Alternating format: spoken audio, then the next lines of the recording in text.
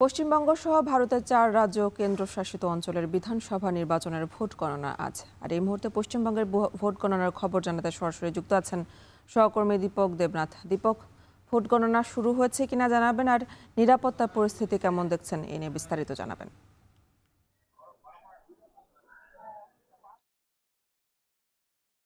আটোসাটো করা হয়েছে। স্থানীয় সময় সকাল 8টা থেকে শুরু হয়েছে।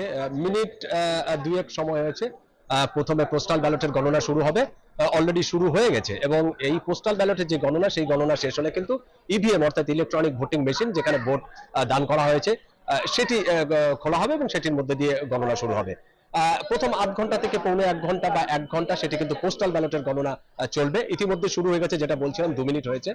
এবং আমি এই মুহূর্তে একটি পশ্চিমবঙ্গের যে 77টি গণনা কেন্দ্র আছে তার মধ্যে একটি হচ্ছে এই গুরু নানক ডেন্টাল কলেজ, তার সামনেই আমরা দাঁড়িয়ে রয়েছি এবং এখানে টাইট সিকিউরিটি। যারা বৈধ পরিচয়পত্র নিয়ে আসছেন তাদেরকে কিন্তু এই যে গণনা কেন্দ্র, সেই গণনা কেন্দ্রের মধ্যে অ্যালাউ করা হচ্ছে, তাদেরকে অনুমতি দেওয়া হচ্ছে। এছাড়া কিন্তু বহিরাগত কাউকেই কিন্তু দেওয়া হচ্ছে না। এরকম এর যে 100 মিটার যে দূরত্ব, সেই দূরত্ব থেকেই কিন্তু একটা নিরাপত্তার একটা বেষ্টনী করে দেওয়া হচ্ছে। সেখান থেকে কিন্তু বেশ কয়েকটি ধাপ পেরিয়ে তারপরে কিন্তু যারা ভোট কর্মী আছে, যারা নির্বাচনী এজেন্ট আছেন, প্রার্থী আছেন, যারা সংবাদ মাধ্যমের কর্মী আছেন, তাদেরকে কিন্তু ঢুকতে হচ্ছে। শুধু এখানকার নয়, গোটা পশ্চিমবঙ্গের চিত্রই কিন্তু একরকম।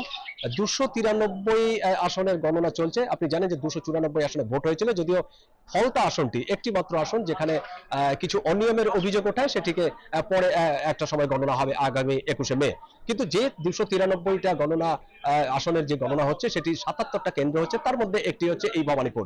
এবং এই ভবানীপুরটাই সবচেয়ে আলোচিত একটি কেন্দ্র এবং আলোচিত একটি আসন। এবং আমরা কয়েকদিন ধরে দেখেছি যে সেখানকার যে তৃণমূল প্রার্থী, রাজ্যের মুখ্যমন্ত্রী মমতা ব্যানার্জি, বিজেপির প্রার্থী যিনি আছেন শুভেন্দু অধিকারী, একটা টানটান উত্তেজনা ছিল। স্ট্রং রুম দখল করা, স্ট্রং রুমে যাওয়া বা ভোটার যেই গণনা কেন্দ্র সেখানে যাওয়া, এটা নিয়ে একটা গত 2 দিন ধরে কিন্তু একটা টানটান উত্তেজনা ছিল দুটো দলের মধ্যেই। এবং আগামী আর কয়েক ঘন্টার মধ্যেই জানা যাবে যে এই পশ্চিমবঙ্গের শাসন ক্ষমতা কার হাতে আসছে। মোটামুটি ধারণা করা হচ্ছে যে দুপুর 12টা থেকে 1টার মধ্যে একটা প্রাথমিক ধারণা পাওয়া যেতে পারে যে কে এবার অর্থাৎ প্রত্যাবর্তন অর্থাৎ নাকি পরিবর্তন, অর্থাৎ এই যে রাজ্যের যে শাসক দল আছে তৃণমূল কংগ্রেস, সেই সরকারই থাকছে নাকি বিজেপির সরকার আসে, এরকম একটা যদিও আমি যেটা বলছিলাম যে সেটি হচ্ছে যে বুথ ফেরত সমীক্ষা হয়েছে, সেখানে কিন্তু বিজেপির ইঙ্গিত থাকার একটা আমরা ইঙ্গিত পেয়েছি। কিন্তু যদিও তৃণমূলের তরফ থেকে বলা হচ্ছে সেই ইঙ্গিত কোনো ইঙ্গিতই না, সেটা ভুয়া খবর, সেটা টাকা দিয়ে করা হয়েছে, অর্থ দিয়ে করা হচ্ছে। শেষ হাসবেন তারাই। এবং তৃণমূলের যে সর্বোচ্চ নেত্রী এবং মুখ্যমন্ত্রী মমতা ব্যানার্জি, তিনিও বলেছেন যে 226টার বেশি আসনে জিতবেন। সুতরাং এই যে পাল্টাপাল্টি দাবি, এটা নিয়েই কিন্তু একটা সরগরম হয়ে উঠেছে।